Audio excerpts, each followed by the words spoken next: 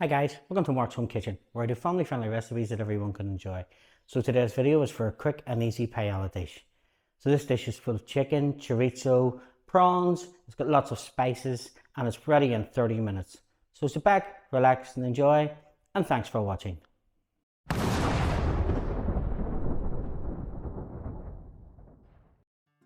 Now we're going to spray a pan with some low-calorie cooking oil, pop it onto a medium-high heat, and then to that we're going to add 3 chicken breasts which have been chopped into chunks, 35 grams of chorizo which has been chopped up, 1 finely chopped onion, 2 cloves of crushed garlic, a handful of chopped parsley, 1 grated carrot, and we'll just give that a stir fry and let it cook for about 5 minutes. So after about 5 minutes, when our chicken's starting to be cooked through, we're going to add some more ingredients.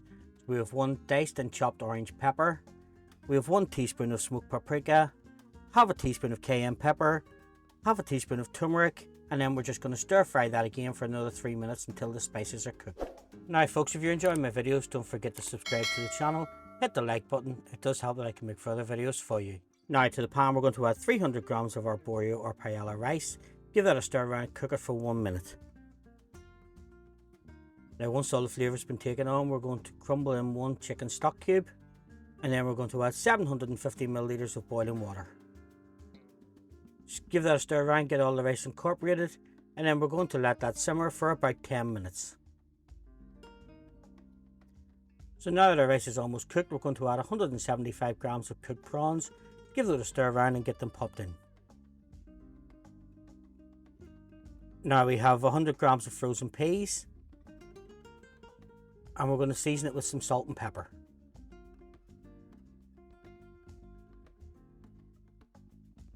We'll stir that round, we'll cook it for another 5 minutes just until the rice is cooked. Now that the rice is fully cooked, we're just going to add the zest of a lemon. Now just 1 final stir round, and now our paella is ready to serve.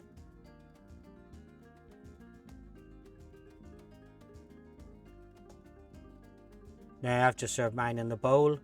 I'm just going to top it with some parsley that has been chopped and then a couple of slices of lemon.